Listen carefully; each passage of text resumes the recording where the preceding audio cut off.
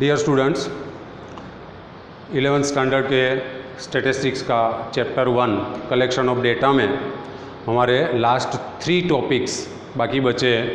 Last हमने methods of collecting the primary data देखा था।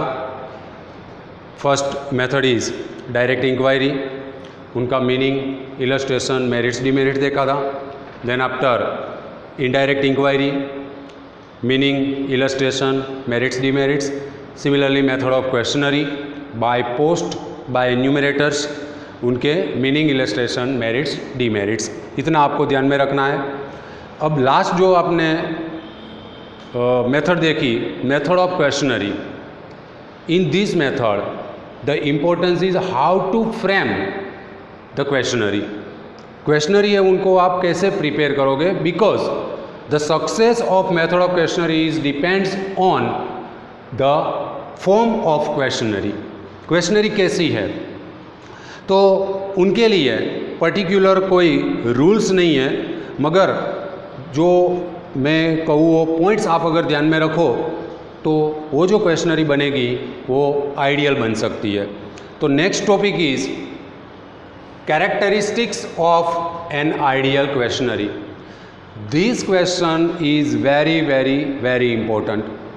आपको सोचना ही है और देखना ही है कि ये क्वेश्चन एग्ज़ाम में आएगा ही, उस तरह से आपको प्रिपेयर करना है, क्योंकि 99% एग्ज़ाम में एक क्वेश्चन आएगा। Right the characteristics of an ideal questionnaire. तो मैंने अभी बोला हो कि क्वेश्चनरी मेथड से हमें डेटा कलेक्शन करना है, तो उनकी success is mainly depend of the formation of questionnaire. Questionnaire आप कैसी बनाते हो उनके ऊपर वो डिपेंड है कि मेथड ऑफ क्वेश्चनरी से आप जो डेटा कलेक्शन कर रहे हो वो कितना एक्यूरेट होगा। तो सबसे पहले उनके रूल्स में देखें तो फर्स्ट रूल आपको ध्यान में रखना है कि questionnaire is in covering letter and give a suitable title. सबसे पहले आपको वो जो क्वेश्चनरी है उनको अच्छी तरह से कवरिंग करना है, कवरिंग लेटर, और उनको एक टाइटल देना है। टाइटल ऐसा होना चाहिए कि जिससे रिस्पोंडेंट या इन्फॉर्मेंट है वो मोटिवेट हो वो पढ़ने के लिए, क्योंकि अगर वो पढ़ेंगे तो ही वो आंसर देंगे। ओके, तो फर्स्ट इज़ उनको एप्रोप्रिएट आपको टाइटल देना है। और एक और बात कि वहाँ पर आपको पर्पस भी स्पेसिफाइड करना है, for which purpose we collect the data. कौन से पर्पस के लिए हमें डेटा कलेक्शन करना है वो भी आपको वहाँ पर लिखना है। तो which is the first point. Second point is the number of questions should be limited. Questionnaire में जो नंबर ऑफ क्वेश्चंस है वो लिमिटेड, बहुत ज़्यादा भी नहीं बहुत कम भी नहीं। अगर बहुत ज़्यादा रखेंगे तो रिस्पोंडेंट या इन्फॉर्मेंट आंसर देने के लिए बोर हो जाएगा, और अगर कम रखेंगे तो आपका जो डेटा कलेक्शन का वर्क है वो फुलफिल नहीं होगा। तो आपको नंबर ऑफ क्वेश्चंस लिमिटेड रखना है, जितनी ज़रूरत हो उतना ही।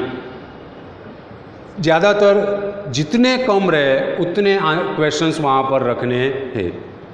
अगर ज़रूरत हो ज़्यादा क्वेश्चन की, इज दैट मीन्स के 25 क्वेश्चन तक आपको रखना है, तो the questionnaire should be divided in different parts. अगर ज़्यादा क्वेश्चन आपको रखने ही हैं तो वो क्वेश्चनरी को डिफरेंट पार्ट्स में डिवाइड कर दो, जिससे कि वो रिस्पोंडेंट या इन्फॉर्मेंट है वो बोर ना हो। तो second is the number of question should B limited. Third, the questions of the questionnaire should be in logical order. जो क्वेश्चंस है वो लॉजिकल ऑर्डर में होने चाहिए। लॉजिकल ऑर्डर मतलब अभी आप देख रहे हो कि सब लोग स्मार्टफोन का यूज़ कर रहे हैं, तो आप फर्स्ट क्वेश्चन ऐसा बोलोगे कि फर्स्ट क्वेश्चन इज़ कि आप जो स्मार्टफोन है उनका ओपिनियन क्या है आपका, मीन्स के स्मार्टफोन है वो आप यूज़ करते हो तो वो कैसा लगता है आपको, वो आपका फर्स्ट क्वेश्चन है। और सेकंड आप पूछते हो कि आप स्मार्टफोन यूज़ कर रहे हो, it is not in logical order. ये लॉजिकल ऑर्डर में नहीं है। लॉजिकल ऑर्डर में क्या होना चाहिए, पहले आप उनको ये पूछेंगे कि आप स्मार्टफोन का यूज़ कर रहे हो या नहीं, बाद में आप उनका ओपिनियन पूछ सकते हो। अनदर एग्जाम्पल, और एक एग्जाम्पल मैं दूं तो आप किसी को ऐसा फर्स्ट क्वेश्चन में पूछ रहे हो कि आपको चिल्ड्रन कितने हैं, और सेकंड क्वेश्चन है कि आप मैरिड हो या अनमैरिड.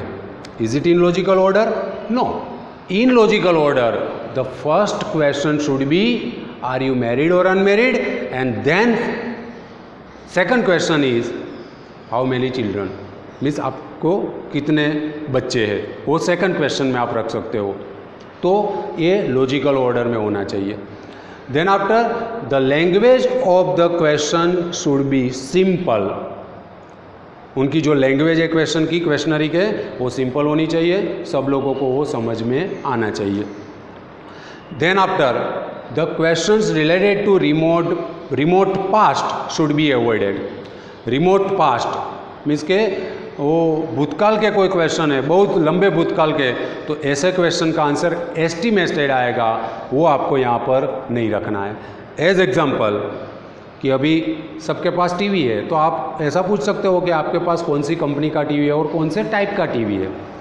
और अगर आप उनको ये पूछेंगे कि आपने सबसे पहले फर्स्ट टाइम टीवी कब परचेज किया, तो this question should be related to remote past.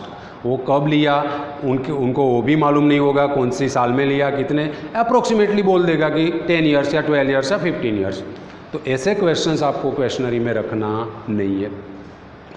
Then after जब क्वेश्चन आप क्वेश्चनरी में रखते हो, वो सब लोगों को एग्जैक्टली उनका आंसर क्या है वो पता नहीं चलना चाहिए. जैसे कि मैं ऐसा क्वेश्चन आपको पूछूं कि मुझे आंसर जो चाहिए वैसा क्वेश्चन मैं आपको पूछूं, तो वो ऐसे क्वेश्चंस आपको क्वेश्चनरी में रखना नहीं है. फिर सेंसिटिव पर्सनल लाइफ के रिलेटेड जो क्वेश्चंस है वो भी आप क्वेश्चनरी में, वो क्वेश्चन भी आप क्वेश्चनरी में नहीं रखेंगे, क्योंकि उनसे किसी का ईगो हर्ट होगा और वो आंसर देने के लिए कोऑपरेट भी नहीं करेगा. तो ऐसे क्वेश्चन भी आपको नहीं रखने हैं. फिर द क्वेश्चंस रिक्वायर्ड कैलकुलेशन, जो क्वेश्चन का आंसर देने के लिए उनको कोई कैलकुलेशन करना पड़े, ऐसा क्वेश्चंस वहाँ पर नहीं रखना है. क्वेश्चंस ऐसे ही रखने हैं कि जिनका answer, the answers of question should be in yes, no और इन फिगर. ऐसे ही क्वेश्चन आपको वहाँ पर रखने हैं. कोई लंबा लिखना हो या लॉन्ग कैलकुलेशन करना हो आंसर के लिए, वैसे क्वेश्चन वहाँ पर नहीं रखने हैं. तो ये characteristics of an ideal questionnaire हुआ, वो आपको अच्छी तरीके से करना है. मैंने अभी बोला वो एग्ज़ाम में आएगा ही क्वेश्चन, तो उनको टाइटल देना है, पर्पस डिस्क्राइब करना है, लिमिटेड नंबर ऑफ क्वेश्चंस होने चाहिए, लॉजिकल ऑर्डर में होने चाहिए, उनकी लैंग्वेज सिंपल होनी चाहिए, रिमोट पास्ट के रिलेटेड क्वेश्चंस नहीं होने चाहिए, सेंसिटिव नेचर और पर्सनल लाइफ के रिलेटेड भी क्वेश्चन नहीं होने चाहिए, आंसर यस नो और फिगर में आना चाहिए, कैलकुलेशन वाले क्वेश्चंस भी वहाँ पर नहीं रखने हैं. तो वो आपको अच्छी तरीके से क्वेश्चन करना है. तो यहाँ पर प्राइमरी डेटा का जो सेक्शन था वो ओवर हुआ. अब सेकेंडरी डेटा के 2 पॉइंट्स हैं, sources of secondary data and precaution should be taken before the use of secondary data. Sources of secondary data, तो सेकेंडरी डेटा किसको कहेंगे? The use of first time collected data is called secondary data. Means वो data collection तो हो ही गया है, आपको directly उनका यूज़ करना है. तो यूज़ करना है तो हम वो कहीं से भी डेटा ले सकते हैं. तो वो डेटा हम कहाँ कहाँ से ले सकते हैं, उनके सोर्सेज कौन से हैं, तो वो आएगा सोर्सेज ऑफ सेकेंडरी डेटा में. सोर्सेज ऑफ सेकेंडरी डेटा में 2 टाइप्स हैं, publish data, unpublish data. Publish data में अगर देखें तो different parts, government publications, semi government publications, international publications, newspaper and periodicals, report of research association, business and commercial organisations etcetera. तो ये sources of secondary data में first government publication मतलब जो government data publish करती है. As example की NSSO, national sample survey organisation, वो सब ऐसी बहुत सारी गवर्नमेंट ऑर्गेनाइजेशंस है, ये जो गवर्नमेंट ऑर्गेनाइजेशंस है वो birth rate, death rate, population census, agricultural data वो सब पब्लिश करते हैं। वो अगर आप वहाँ से डेटा लोगे तो वो आपका सेकेंडरी डेटा का सोर्सेज हुआ government publication. Then after semi government publication तो life insurance corporation of India, Gujarat electricity board, ये सेमी गवर्नमेंट है, वहाँ से आप अगर लोगे तो वो आपका सेकंड पब्लिकेशन हुआ। इंटरनेशनल पब्लिकेशन, तो इंटरनेशनल पब्लिकेशन में यूनो, IMF, ILO। यूनो मतलब यूनाइटेड नेशन ऑर्गेनाइजेशन, IMF मतलब इंटरनेशनल मॉनेटरी फंड, ILO मतलब इंटरनेशनल लेबर ऑर्गेनाइजेशन। तो यहाँ से भी आपको डेटा मिलता है, वो आपका थर्ड पब्लिकेशन मीन्स के सोर्सेज हुआ। Report of a research association, तो कोई ऑर्गेनाइजेशन ऐसी है कि वो रिसर्च कर रही है, बाद में उनका रिसर्च पेपर, उनका रिपोर्ट पब्लिश करती है, वहाँ से भी आप सेकेंडरी डेटा ले सकते हैं। ऐसे कौन से, तो ATIRA, Ahmedabad textile industrial research association Ahmedabad में है। फिर अहमदाबाद में PRL फिजिकल रिसर्च लेबोरेटरी है, भावनगर में सॉल्ट एंड मरीन इंडस्ट्रीज है। तो वो डेटा जो पब्लिश करेंगे वो आपका हुआ report of a research association. फिर बिजनेस एंड कॉमर्स ऑर्गेनाइजेशंस, तो बहुत सारे कॉमर्स के रिलेटेड और बिजनेस के रिलेटेड ऑर्गेनाइजेशन रहते हैं। सपोज़ कि अहमदाबाद में चार्टर्ड अकाउंटेंट का एक पूरा ऑर्गेनाइजेशन है, तो वो भी डेटा पब्लिश करते हैं, वहाँ से भी आप सेकेंडरी डेटा ले सकते हो। फिर न्यूज़पेपर एंड पीरियोडिकल्स, तो different newspapers and different periodicals also publish this type of data. तो these are the sources of secondary data in published. And unpublish, तो कोई डेटा ऐसा होता है कि जो पब्लिश नहीं होता है, वो अनपब्लिश फॉर्म में उनकी ऑफिस में रहते हैं, वहाँ से आप रिक्वेस्ट करके वो डेटा मंगवा सकते हैं और ले सकते हो, उनका यूज़ कर सकते हैं। एज एग्जांपल कि यूनिवर्सिटी के रिसर्च पेपर्स हैं, वो रिसर्च पेपर्स जो है वो अनपब्लिश फॉर्म में यूनिवर्सिटीज़ की ऑफिस में रहते हैं, वहाँ से अगर आप रिक्वेस्ट करके लाओ तो वो आपका अनपब्लिश डेटा हुआ सोर्सेज ऑफ सेकेंडरी डेटा। तो ये आपका फर्स्ट पॉइंट हुआ इन सेकेंडरी डेटा में। And second point, precaution should be taken before the use of secondary data.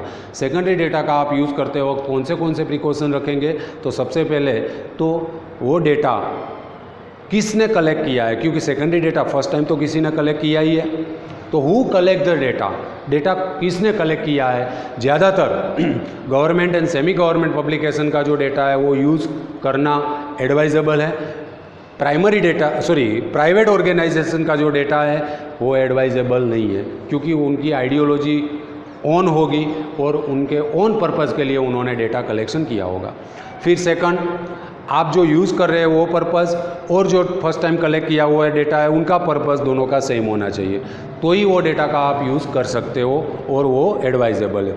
फिर सेकेंडरी डेटा, ये जो फर्स्ट टाइम कलेक्टेड डेटा है उनका आप यूज़ कर रहे हो वो कौन सी मेथड से डेटा कलेक्शन हुआ है, क्योंकि मेथड पता चलने के बाद आप उनका मेरिट्स डिमेरिट्स ध्यान में रख सको, इसलिए वो भी देखना है।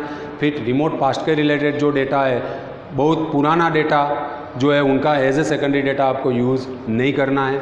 फिर सेकेंडरी डेटा में जो टर्म्स आती है, जो उनकी वर्ड्स आते हैं, उनका मीनिंग, सिलेक्शन ऑफ यूनिट्स, वो सब भी आपको चेक करना है, उनके बाद ही सेकेंडरी डेटा का यूज़ करना है। तो ये सब जो है वो प्रिकॉशंस ऑफ सेकेंडरी डेटा, वो आपका ये चैप्टर का लास्ट टॉपिक है और वो सब क्वेश्चंस पॉइंट वाइज करके आपकी टेक्स्ट बुक में दिए हुए हैं।